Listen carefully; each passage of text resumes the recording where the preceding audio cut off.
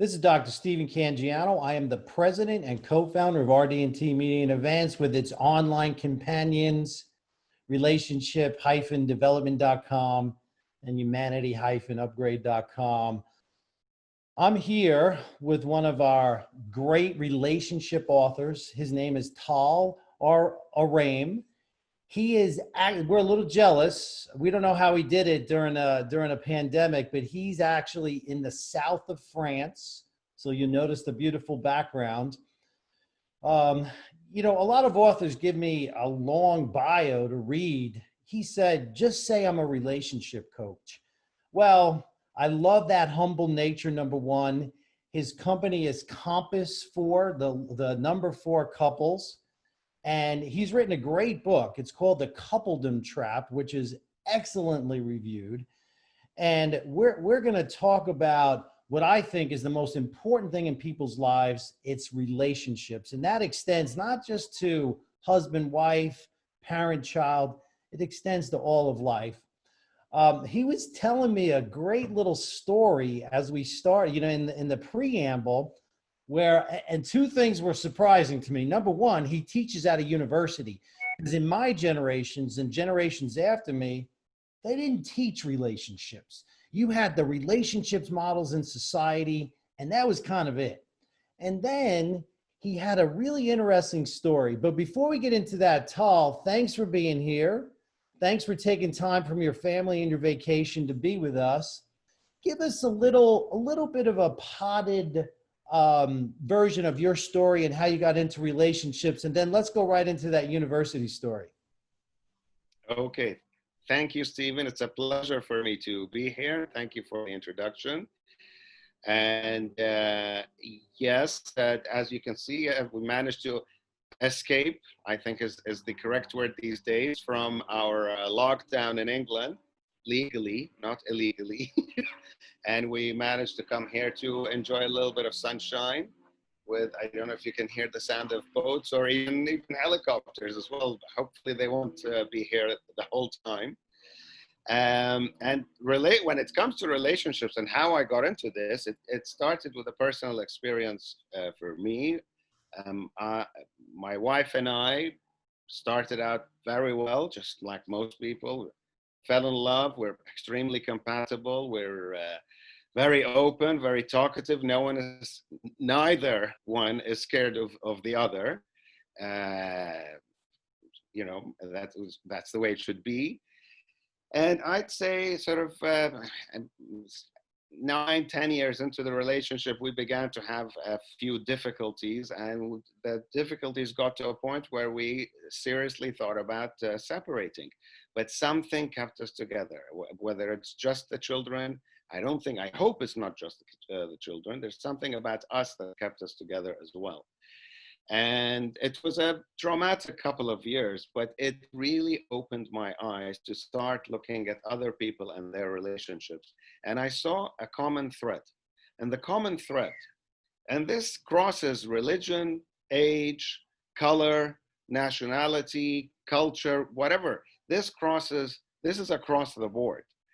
There's an acceptance that relationships are not meant to be fun for a long time. They start as fun, then life takes over, and then you get on with it. And I didn't like that. There was something about that I didn't like. And then I got into relationships, and then I got into quite a bit of training and reading, and I really got hooked on the subjects. And I thought, just a second, we need to do what we did to health, to relationships. And I'll get to that later. But to get to your story, this really was an experiment for me. So I'm giving lectures in universities. It's not really lectures. It's more of a talk kind of thing, and back and forth. And I love talking to young students because they're honest and they're not scared, and life hasn't beaten them yet. So they're still hopeful and optimistic, and they believe in love and the happiness and all that, which we all should do at my ripe age of 53 or an 18-year-old student. And I would ask them one thing. If I say the word marriage, I want you to give me 3 words, associate 3 words that immediately come to your mind. And I would get many words and many expressions such as, I want to start a family, I want to have a life companion, I want to settle down, it's that age, all my friends are getting married, whatever, we're going to buy a house. It could be many things. And not once, I know I said that before and I really meant it, not once did someone say, because it's fun, because we're going to increase, I want to increase the fun in my life. I want to increase the laughter and pleasure. Isn't life wonderful? No one says that. And I thought therein lies the problem. And I'd be okay with it if statistics were telling us, okay, that who cares that it's not fun, as long as the divorce rate is not reaching close to 60% in the US, 50% Europe. As long as the separation rate is not exactly the same, as long as we don't have statistics that tell us 80% of relationships get dull within 3 years and people feel unfulfilled. If that's not the statistic, then fine, we can let it go. But that is the statistic. But instead of being pessimistic about it and saying, therefore, as some people do, therefore, relationships don't work. We're not meant to stay together for a long time. It's something that's happened in the past. It's what the Greeks and the Mesopotamians did to keep, to exchange ghosts for wives or whatever. No, that's not true. Where we are today is the best we've been when it comes to freedom of expression, when it comes to individual liberties, when it comes to maximizing and fulfilling leading a fulfilled life. Beautiful. And part and parcel of that, the most important for me, part and parcel of that the starting domino, and I'll let you ask another question in a second, sorry. The starting domino of that is love. It's relationships, and it's the most important human aspect, and we must not waste it. And the way to do that is to do exactly what we do to best friendships. When it comes to best friendships, we choose not out of correctness. We're not politically correct with our friends. We're politically incorrect. We don't tick the right boxes. We don't think respect is more important than laughter with friends. Respect is taken for granted minute 1, but respect is not enough. I respect my Uber driver. I don't want to live with him, but I haven't asked him yet. But we say things like respect is important and give each other space and sometimes think before you speak, or some things you tell your friends but not your partner. All those things are safety nets put in place so that incompatibles get on with each other and find an excuse for their incompatibility rather than face it. And when should we learn this? It's like smoking. When do you tell someone smoking is bad for you? At cigarette 1 or after 10 years of smoking? Obviously at cigarette 1. So for me, as a society, what I want to happen from planet Earth, if I made emperor of this planet, two rules I'll have. Rule number 1, I'll put a sign on people's forehead that flashes every time they lie and they're insincere. And the second and most important thing that we must all do in all seriousness, especially to our children as they get into the adult world and they're starting to enter this world of relationships and love, which is a wonderful world and it has so many treasures. And what we should do is the minute they say, Mom, Dad, here's Johnny, I really love him. He's my dream and everything is great. We've been together 6 weeks and we haven't fought once. Now, we all know 6 weeks is too short. To them, it may be a miracle in this day and age of internet and Snapchat and Instagram and this and that and the other and short attention span that they happen to experience. But what we need to truly tell them from minute 1 is speak your mind. Don't be correct. Share those slightly naughty jokes that your friends send you. Don't get into the habit of saying, of almost customizing an avatar that manages a relationship, and you keep your real self for your friends. Do not do that.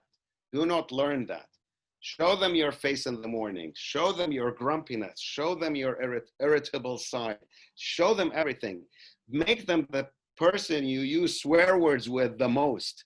Just let it all out. And then if that leads to a continuation, day 2, week 2, month 2, year 2, and so on and so forth, enjoy life, and you can send me a thank you note later. So that, believe it or not, was a short answer to your question. I hope that answered it, but I can't even remember what the question was. That was great. There's a lot to unpack there. I want to get into a few things because part of what you're doing here is turn a relationship on its head like 180 degrees, where most people have the motivation, I call it the sponsoring thought when they get in, is never fun. What can I contribute?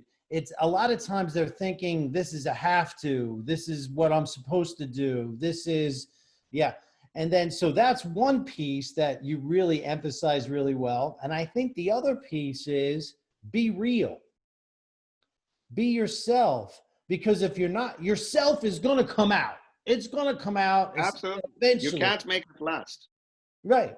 You can't be somebody you think they want for the rest of your life. And yeah, you have to be yourself, and you have to be more of yourself. Another thing, while I'm thinking, because I have a list of questions and I don't want to get off, you're good, so I don't want to get off track. I want to get to some of the questions I have. Is that so what do you think the motivation, in other words, how do you help your clients realign or reorganize their motivation for why they're in a relationship?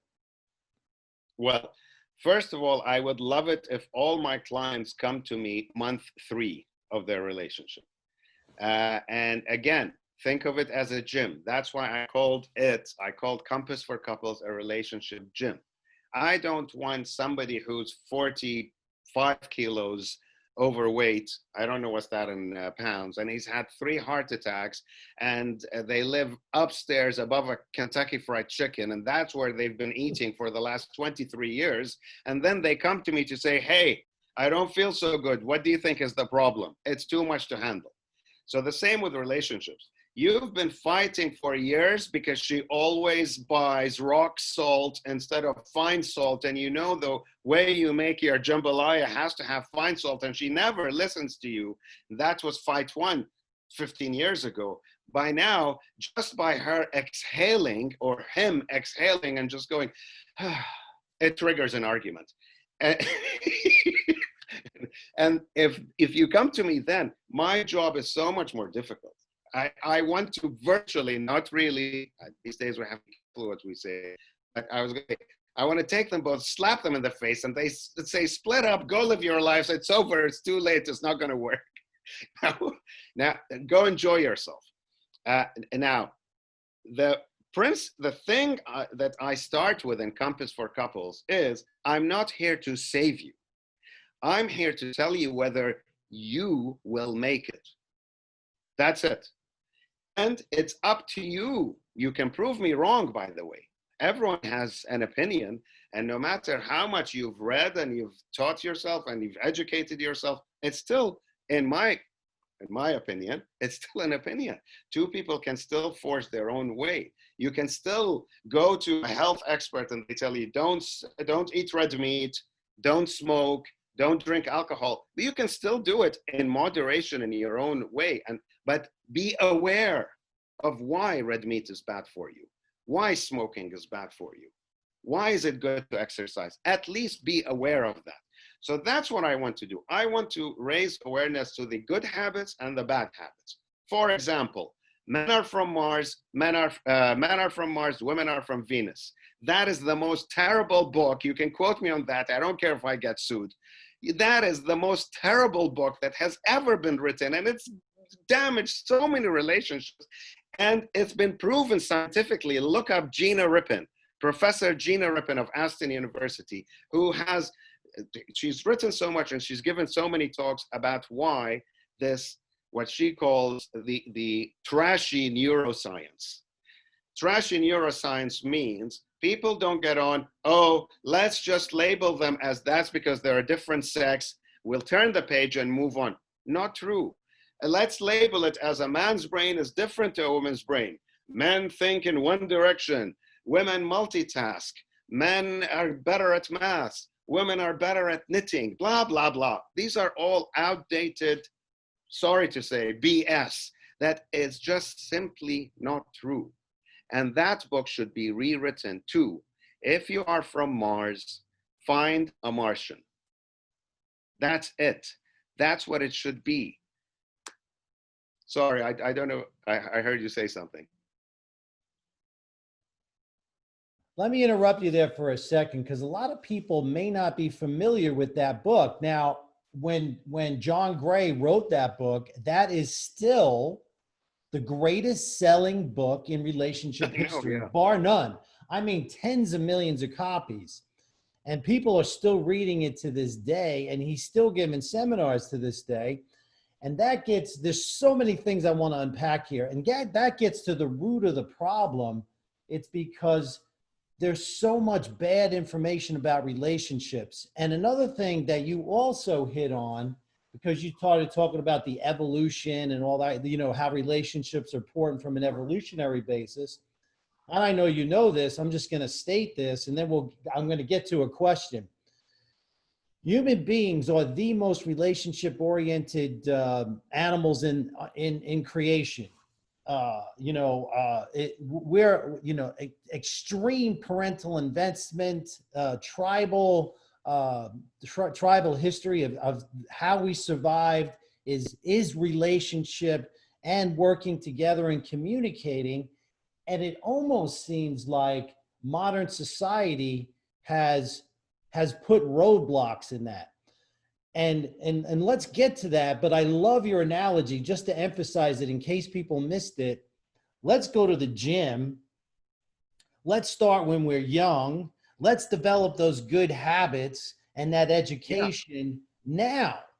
Duh. I mean, come on, it's so true. And the thing is, the statistics tell us that we need to do something, because the reason, the whole analogy of making it a health analogy is if we really look back about 100 years and you get 1,000 young people, all of them fit in good health, and you tell them by the time you get to your 40s, not 50s, 60s, 70s, by the time you get to your 40s, 73% of you will have serious health issues. What will they tell you? They'll say, that's just life. It takes its toll. We'll do our best, but in the meantime, we'll enjoy it, we'll live it to the most, and we'll see what happens. Then, what did we do? We zoomed in on these people, and we saw them. One of them is holding a drink. The other one is holding a cigarette. Somebody else is holding a nice, fat, buttery sandwich, which I love, but that's not the point here. And none of them is exercising. Okay, so it's not a mystery. It's not a personality type. It's not about, some people are too quick to jump the boat or something like that. If you have bad habits and you practice them when you're young, by the time you're in your 40s, you will be unhealthy. Fast forward 100 years, most 40-year-olds today are so healthy. The 73% is gone, long gone. And that was due to health awareness, the healthy living awareness, and the introduction of gyms. The concept of going somewhere to exercise, to get fit, was very alien in Victorian times and going back to the early 1900s. So Absolutely. That's what we need to do here to relationships as well. So when people come to me, I really just I have something called the 5 a day of relationships. There are 5 habits we all should do, and it's not just to do with the relationship. And one of them, this idea that I love what you said, which is people get into a relationship because they feel it's the thing to do, rather than it's exactly the thing not to do. A relationship must almost, this is what I tell people who come to me, you must almost see it as a last resort. Because working on yourself is number one. I know there's been a whole movement about self-awareness and self-development. I believe in that totally. Perhaps sometimes it gets to be either too religious or too tree-hugging or too whatever.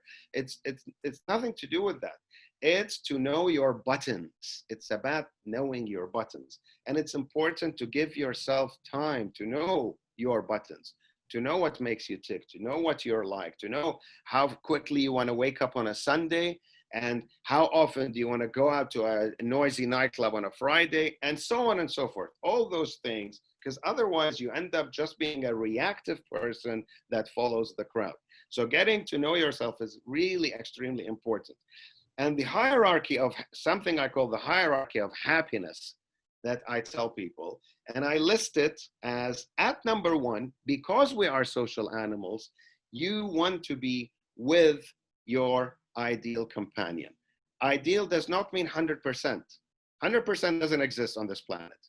It means the person with whom you can laugh the most, the person with whom you can express freely with zero hesitation, zero editing, zero thinking the most.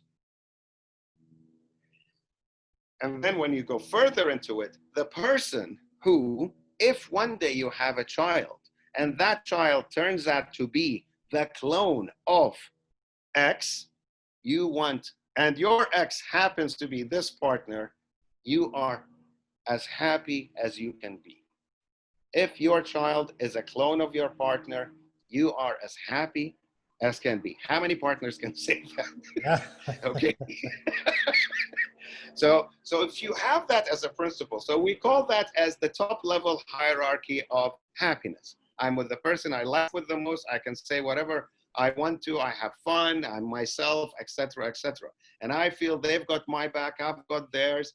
And if I'm in a group of 3 close friends and this partner, I'm not thinking, oh, please don't say that story that you guys know about what I did in university when we all got too drunk and then somebody brought that thing in and then we all jumped from there and then the girls came, please don't say that, I'll get in so much trouble. You should feel that there is no story those 3 guys can tell your partner, or girls, whichever sex, it doesn't matter, or orientation, this applies to all. There is no story that though your 3 closest friends, one closest friend, can say that you feel, please don't say it because I'll get in trouble. These are important gauges. People talk about respect. They're cheapening the human concept of love. Talk about respect. Respect is so obvious. Of course we have respect. It's much more than, love is so much more than that. It's about that. It's about this person can say any story and I have no fear. Quite the opposite. She knows so much more about me than he does. Even though I've known her for 3 years and I've known him for 23. Right. Because that's love. So that's level 1 hierarchy of happiness. Just below it, it's almost so minutely below it that it's almost the same, is to be single. Say it again. Way down at number 100 is where 95% of couples are today. They're tiptoeing, they're playing the be careful what you say game. They're telling their friends, oh, I don't know if I can do this weekend. Let me see if I've got a pass, if I've got a hall pass or a free pass or a visa, depending on which culture and where you live, whichever applies to you. What is this free pass and what is going on? I don't understand it. And that's just not because I come from a Middle Eastern background and people might say, oh, they treat their women badly. Those days are gone thanks to you guys. You've liberated them, and now we're in trouble too. All right. I'm only joking. I'm only joking. As a father of two daughters, I totally believe. Let me break in because I want to emphasize because a lot of these points are really great. So I can tell why you're a good or a great relationship coach because you practice what you preach. You tell couples to have fun, and it's obvious you're having fun right now. And that's not a little point. That's an important point where you want to be congruent with what your philosophy is. So that's number one. And then you get into how do you be real in a relationship and how do you grow and become more real as the relationship goes on? Because I think that's what most people don't do. And I think what you're saying, correct me if I'm wrong, is that's the trap that a lot of, if not most couples fall into. And that, 95% of couples are tiptoeing around each other rather than being fully vulnerable, fully open and honest. And because I think that Courageous. I think that everyone wants to have somebody they can be themselves with all the warts and everything, yet also be loved. And I don't know if there's a question in there, but I think that seems like where you're going. If I'm not, Stephen, I couldn't agree with you more. Absolutely. And the fifth thing, the fifth of the 5 a day is take off. No, it's the fourth, actually. I can't remember. But anyway, it's take off those rose-tinted glasses. Now, the rose-tinted glasses are things that happen to us, evolutionary speaking. And you can look up a guy called Sergei Gavrilets and an author called Dorothy Tenoff. I don't know if you've come across her, and her book, Love and Limerence, a brilliant book. If anybody watching this wants to read a book, then First, I recommend a different book, and then second, we'll put it in the notes with this. We'll put send me, and then we'll put them in the notes because people are going to want to read it. So, Love and Limerence, she talks about this thing called the evolutionary blindfold, and what that is, it's for us as human beings, and I'm discussing heterosexual relationships here, but really it applies to all. But however, how we procreate, it's in a heterosexual way.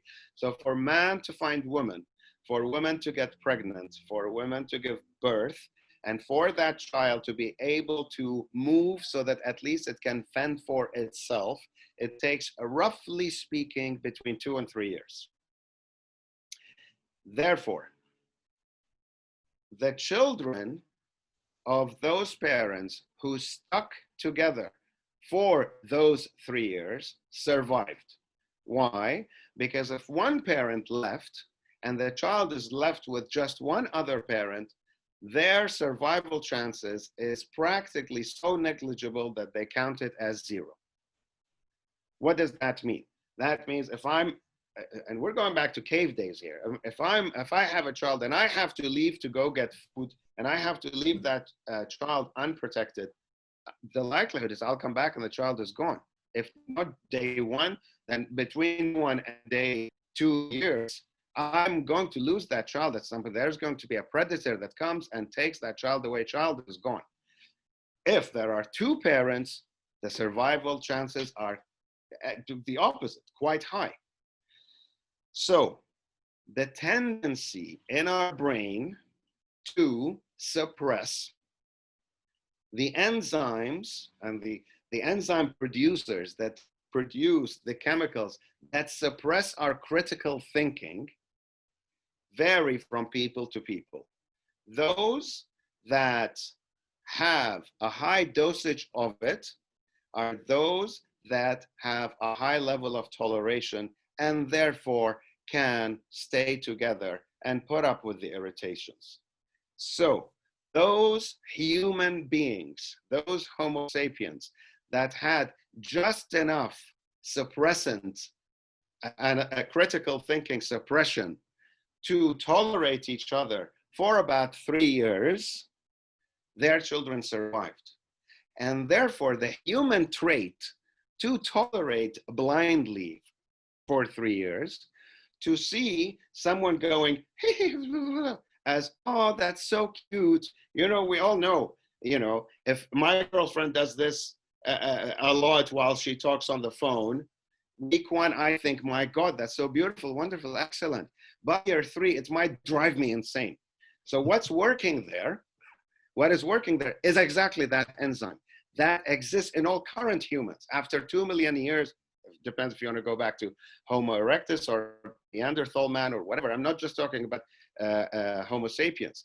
After 2 million years of this, our brain is hardwired to wear literally the idea of rose-tinted glasses. It's not a myth. We wear rose-tinted glasses for about 2 to 3 years. What does that mean in today's world? Make 0 long-term decisions for the first 3 years. Do not do it, because you may be jumping the gun. You may be making a decision based on the wrong information. You may be making a decision before you take off roughly those rose-tinted glasses, okay? And that is one of the 5 a day. Have fun. And you talk about me living it? Absolutely. I am my first client. I put myself through all of these to see if I can, and my wife is my second client. She won't thank me for it. She has no choice. Well, not in an Arabic, Middle Eastern, she has no choice with.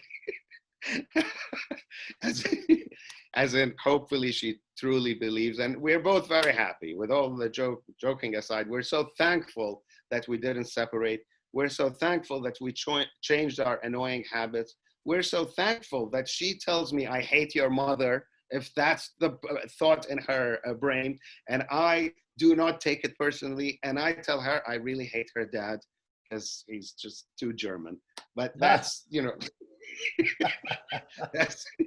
That's beautiful. All right, good.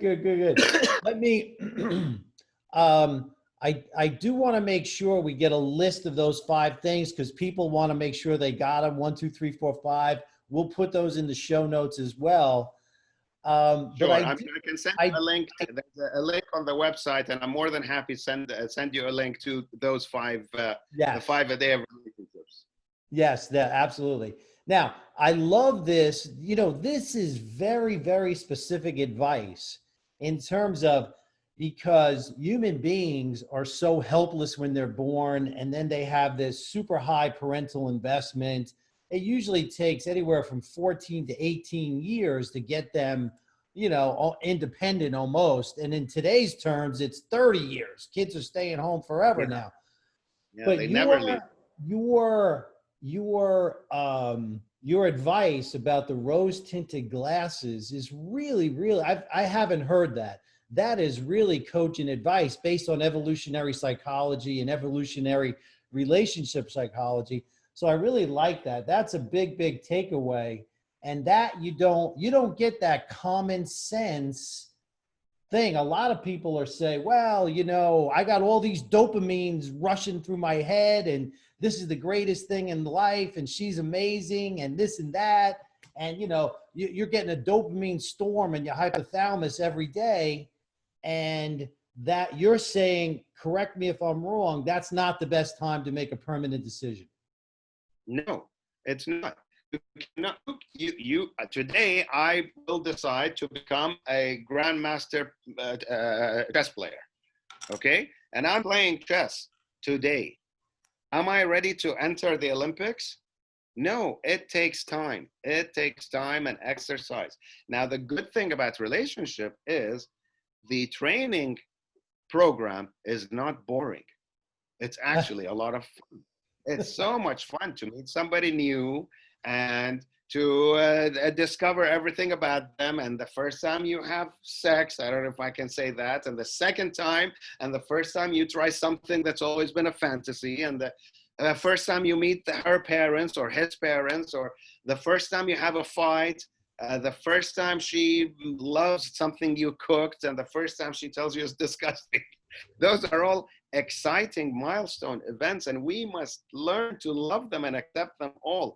But at the same time, we must never sell ourselves short. And this, I have two daughters now. So I you know, the advice, they're also clients of mine in a way. I don't charge them, but they're clients of mine in the sense that my daughter is now dating, and she's got somebody who's coming to visit us actually next week. And I hope every day that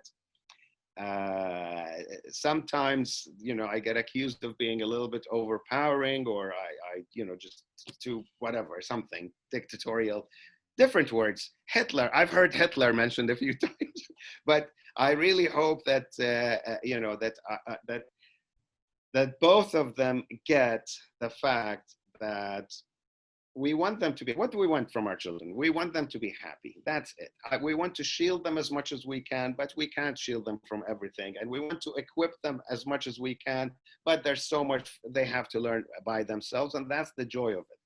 However, there are certain things. That's the good thing about human progress. I don't want to teach them that women are equal. Society has done that for me. Thank you, society. Thank you, suffragettes.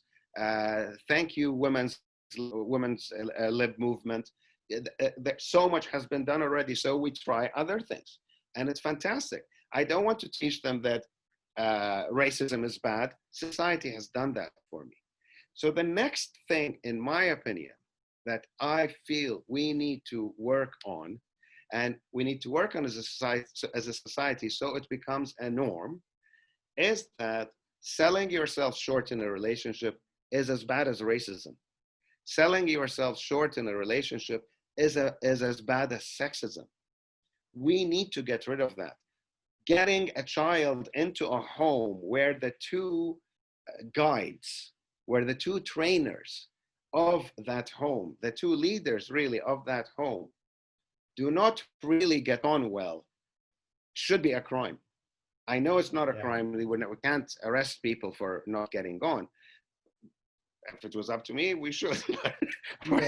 But really, because the amount of psychological damage that happens to children when they watch two people that either don't get on, or they get on politely, or they get on functionally, and then all of a sudden, dad's best friend Peter visits, and dad's facial expression changes completely.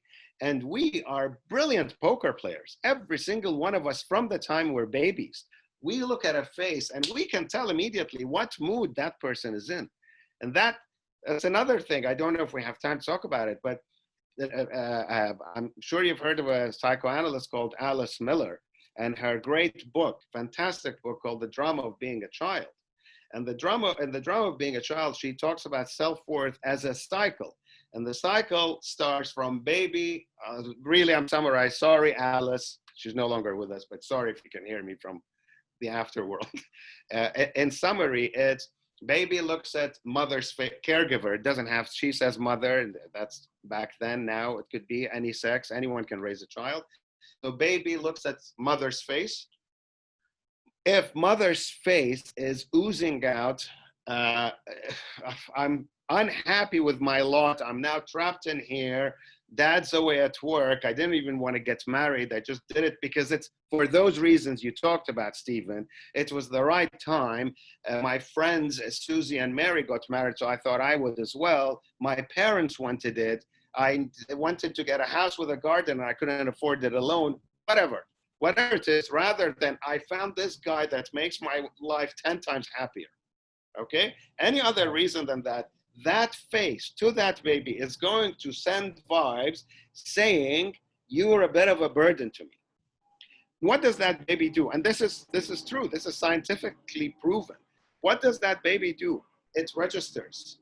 We have neuron receptors that register that vibe, that register that tension. And then the next time I'm hungry or I need my nappy changed, I'll wait a bit more.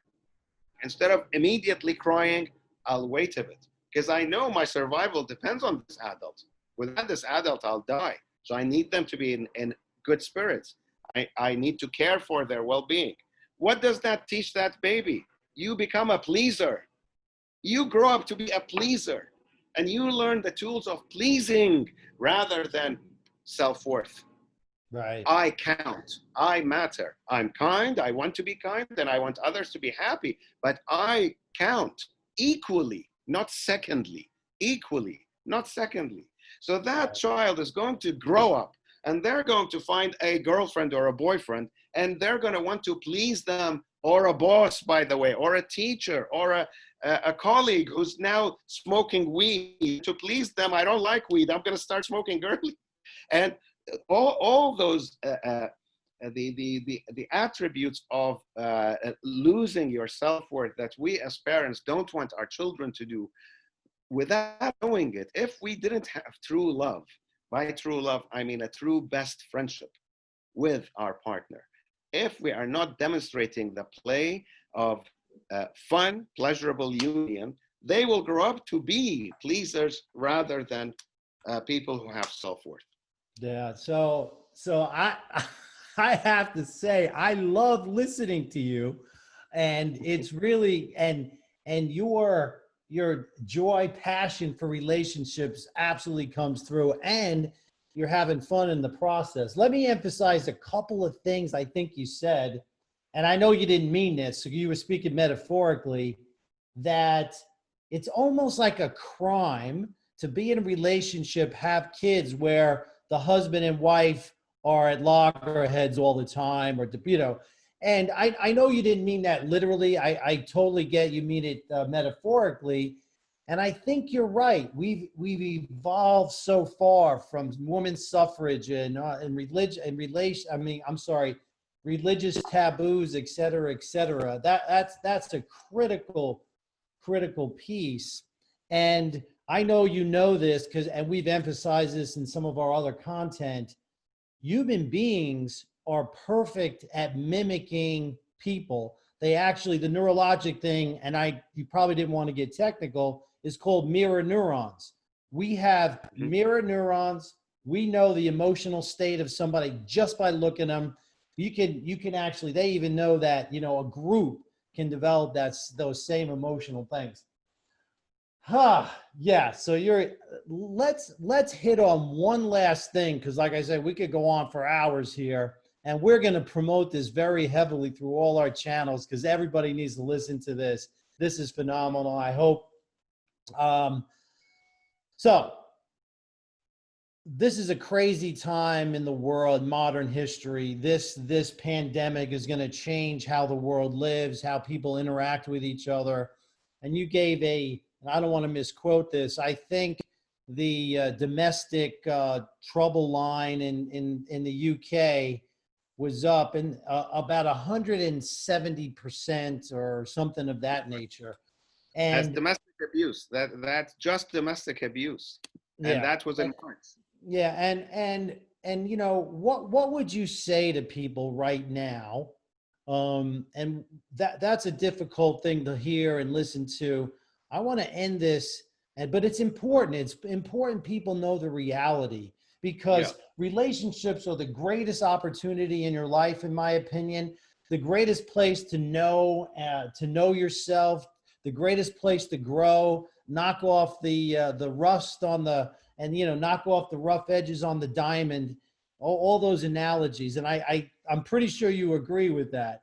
The what is your advice right now to couples who maybe are in lockdown or struggling? What would you say to them? And then, as a final note. grab it as an opportunity. Every day is an opportunity, and lockdown gives you far more opportunity than you had before, because I call me an optimist, a delusional optimist. I think that most, and from my experience, this is not my experience of talking and whatever.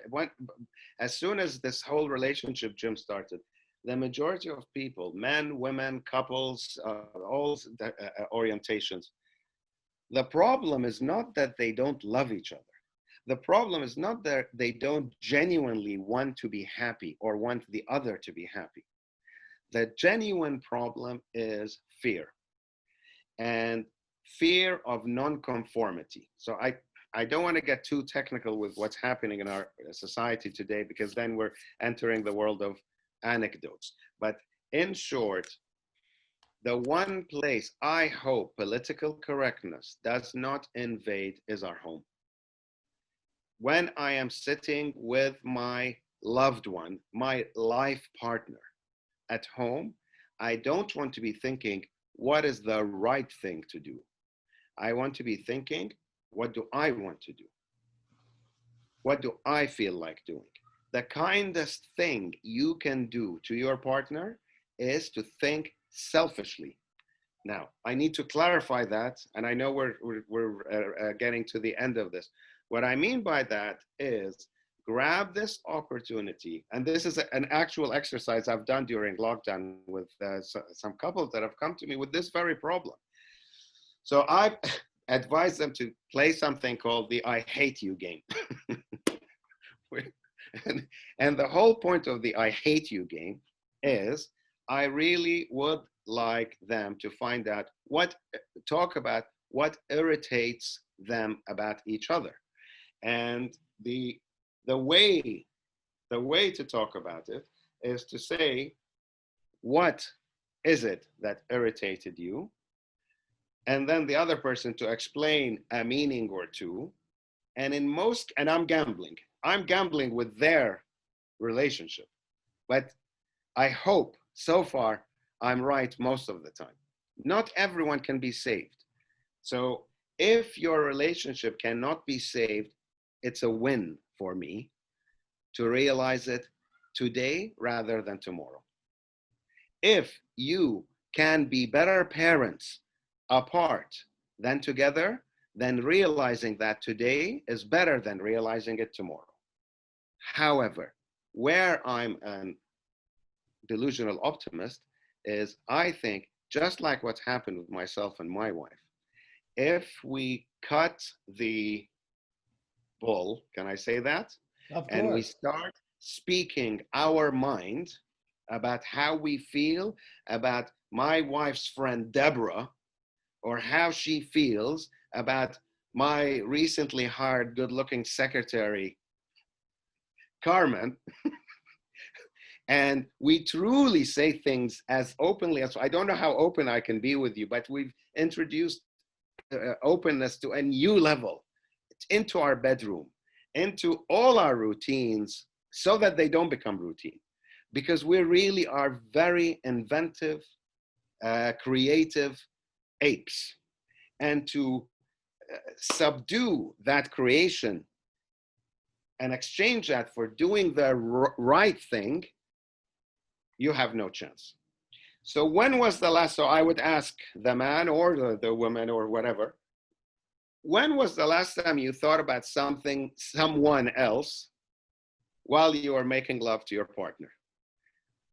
Today, I want you to get a printout of that, put it on your partner's face, and that's how I want you to go to bed. Beautiful. And many such exercises. I don't know how much time we have, but I hope you get a sense of the kind of thing. I want to tackle what we fear head on.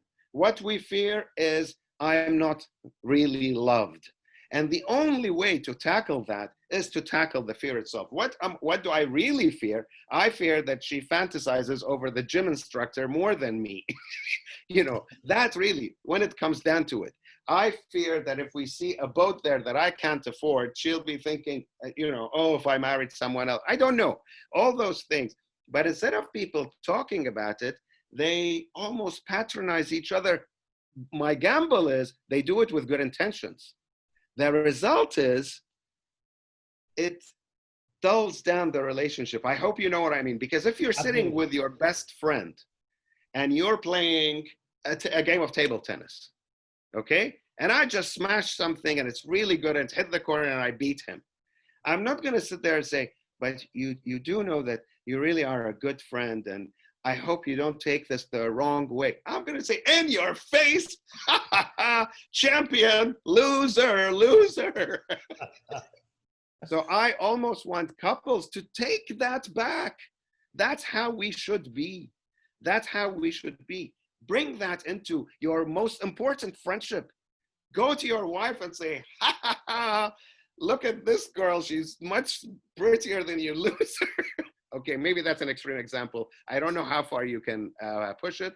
And each person has a different sense of humor, and each person has a different way of expressing their freedom of thought. But the important thing is, look at your two closest friends. How do you talk with them? Talk like that to your partner, starting now in lockdown. Today, do those exercises. You know those X-rated jokes you've been getting from your friends about whatever, and you've deleted a few of them because you don't want to get in trouble with your partner? Show them. Show them today. And say it's because I said so. And tell them it's so that you become not so boring. Because deep down in that boring persona, outer persona of yours, is a human being dying to come out. It's an interesting, creative creature dying to come out at home, not just when you leave the home. And so that your front door becomes a metaphor. I want the front door of your home to be a metaphor. When you open it, close it, and leave, do you exhale? Or do you exhale when you come back in? I want you to exhale when you come back in. The world out there is where I have to be politically correct to my boss, to my staff, to my mom, to her mom, to my neighbor, to my kid's teacher, to my kids' friends' parents that I have to pretend I like them. That's where I have to be politically correct, not at home with my life partner. That's beautiful. So that's my advice. I don't know if that makes sense. Oh, no, that makes a lot of sense. And, you know, there's so, again, it's so obvious how knowledgeable and passionate and how congruent you are. And that makes all the difference when you're doing what you're doing. And if I were to just to close it out, if I were going to state it in a slightly different way, everybody wants that one safe space to be able to exhale when they go in the room, when they come in the house through the front door, where they are loved and cared for and appreciated no matter what for who they are. Absolutely. And I think that, I don't know, I've been around this relationship. I read all these. I'm in a great position because I get to read and speak with thought leaders like yourself. And you are clearly a thought leader. There's no doubt about it. And you also have very, very cogent advice, 2.5 to 3 years, all these different things that are real on lockdown, become more real, use it as an opportunity.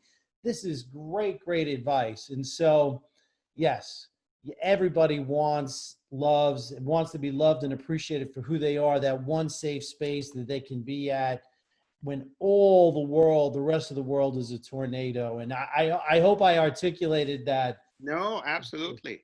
Absolutely. This is the one thing that says I always end the session, and I'd like to call it an exercise session rather than a therapy session. We're not, well, I'm definitely not a therapist.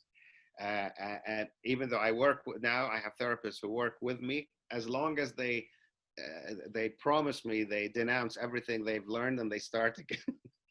Amen. But the one thing we, with all due respect to all the people, but sometimes I feel counselors and therapists, when it comes to personal therapy and growth, I'm an advocate for life. Honestly, I cannot speak highly enough of it. But therapy for couples after 10 years of conflict or more, it's too difficult. But anyway, to end it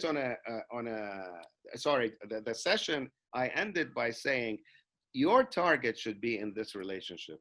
Your hopes, your aspiration, what you should aim for and strive for is you get to a point where you feel you do so little and get so much more. Beautiful. It's not about effort. I hear it from men a lot. I need to get a better job. I need to help around the house. I need to take the bins out. I need to trim the trees and the blah, blah, blah, fix the area. You don't. Do it. Ask yourself, if you're living alone, would you do that? If the answer is no, then don't do it. And find the partner that loves that about you. That's the whole thing. Find the partner that not molds you into something acceptable. Find the partner that loves you, you. Who are you? Are you the kind of person that fixes aerials on a Sunday? If you're not, then don't fix an aerial on a Sunday. Same with the women. You know, some people, sometimes you and say, I wish, you know what I'd love to do on a Sunday? Just wake up in the morning, do nothing, get a masseuse to do my back, and then order a pizza. Well, do it. Do it. Live that life. And live that life with Michael. And see how Michael likes it. You could be, and you will be, pleasantly surprised, because the smile you project means 1,000,000 times more than the bin you take out. Beautiful. It's the smile you project. That's the important. That's the glue. That's going to make Michael or Sheila or whatever, that's going to make that person say, I want to be here now, not one day, not we're working to build something. One day we'll have a more expensive home, another child. When our child becomes a doctor, that's when we can pat ourselves on. No, when we did nothing and had a pizza and I ignored the aerial, then we made love. That was a perfect day. That's success. That's today. And make that today. Beautiful. Anyway. That is a perfect ending to a perfect discussion. We're going to have you back. And, you know, once lockdown is over, and we're going to talk again, because this was really phenomenal. All right. Always a pleasure. I am here with Tal Araim. He is a relationship expert. I have a much greater understanding of that now after the last 45 minutes than I did even reading his articles and his content, which is great. Tal, thank you so much. This is Dr. Stephen Cangiano signing off from RD&T Meeting and Events. Thank you very much. You're welcome. My pleasure.